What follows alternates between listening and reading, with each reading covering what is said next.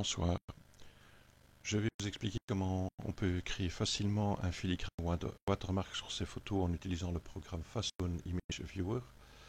Il faut tout simplement une image transparente avec son logo, son dessin, sa signature dessus. Une image en format PNG.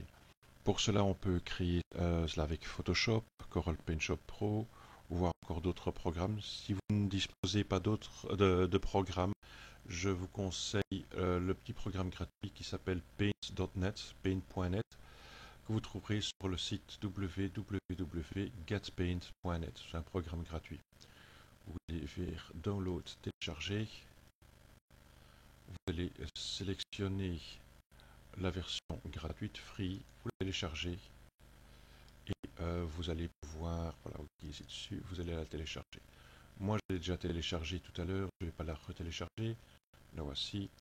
Je vais cliquer sur paint.net install, double-clic, voilà, il va s'installer, je lui dis s'installer. Plus je ne vais pas le faire, chez moi c'est déjà installé. Je vais fermer ceci, on va supprimer l'écran paint.net. Donc, une fois que le paint.net est installé, on va avoir, ça c'est l'écran de démarrage. J'avais dit qu'il fallait une image transparente, ceci c'est une image avec un fond blanc. Je vais supprimer le fond blanc en cliquant sur l'outil de sélection. Je clique dessus, regardez, le bord et bouge maintenant. Je vais appuyer sur la touche Delete, supprimer de mon clavier. Voici, c'est parti. Je vais ensuite cliquer sur la touche Texter. Je peux éventuellement choisir différentes polices de caractère, de grandeur, choisir la couleur que je veux, bien sûr prendre cette couleur-ci. Et je vais cliquer dans l'image et je vais taper mon filigrane ou ma signature. Alors, mon filigrane. Voilà. Mon filigrane. Je n'aime pas la couleur, c'est pas grave. Je peux encore toujours la changer. Et là, voici, vous pouvez choisir vraiment la couleur comme vous voulez. Je vais la remettre en rouge. Je vais reprendre l'outil de sélection. Voici. Je vais aller mettre mon filigrane ici, dans le coin. Je vais enregistrer le fichier sous. Voilà. Il faut l'installer dans le dossier d'installation de Fastone Image Viewer. Chez moi, c'est installé dans un autre dossier. Chez vous, vous allez retrouver ça sous mes programmes ou programmes files Fastone Image Viewer. Vous donnez un nom à votre filigrane. Je vais par exemple choisir mon filigrane. Voilà. Je vais cliquer enregistrer. Je clique encore une fois sur OK. Le reste, il ne faut pas se tracasser. Il fait ça très bien. Voilà, c'est enregistré mon filigrane créé. Je retourne dans Fastone Image Viewer. Je vais aller dans mon image que je veux traiter.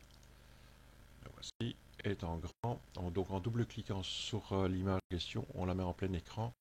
Je vais vouloir d'abord la redimensionner pour qu'elle soit au bon format. Je vais faire des redimensionnements rapides. J'utilise de façon standard 1024 de largeur. Il existe d'autres largeurs. Pour un envoi sur Internet, c'est amplement suffisant.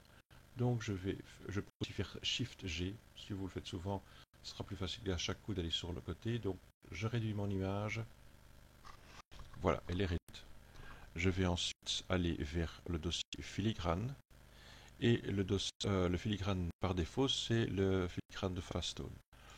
Bon, moi je vais choisir le filigrane que je viens de créer. Voilà mon filigrane. Le voici. Je peux le déplacer à la souris. Le voici, on le voit. Je vais le mettre dans le coin que je veux, ou au milieu, ça c'est selon les goûts. Ce qu'on peut aussi faire avec le filigrane, c'est qu'on peut le mettre en complètement opaque ou en semi-opaque, voire quasiment en invisible. Ça dépend de ce que vous voulez mettre, quand vous voulez que votre filigrane apparaisse sur l'image. Moi, en règle générale, je l'installe vers plus ou moins 70. Voilà, je fais OK. Il ne reste plus qu'à sauvegarder mon image. Je vais faire enregistrer sous. Afin de ne pas écraser l'image d'origine, je vais un petit peu modifier le nom. J'ai pris par habitude de rajouter "-p" pour les petites photos. Vous choisissez ce que vous voulez. Moi, c'était ma façon de travailler. Ensuite, je vais réduire, comprimer un petit peu la photo. Vous voyez que pour l'instant, elle fait 241 kilo, c'est un peu lourd. pour l'envoyer plus facilement, je vais réduire ça à 70%. On y est bientôt. Voilà. Et à 70, on est à 92 kilo-octets. Je fais OK. Voilà. J'ai bien mis le petit P derrière. J'ai mis la qualité à 71%. Je vais faire enregistrer. Et voilà. J'ai mon original et juste en dessous, j'ai mon image avec le filigrane. Donc, regardez, ça c'est la grande 6000 pixels de large. Ça c'est la petite 1024 pixels de large. Voilà, l'image est prête à être envoyée sur les réseaux sociaux ou l'envoyer par courriel comme vous le désirez. A plus tard.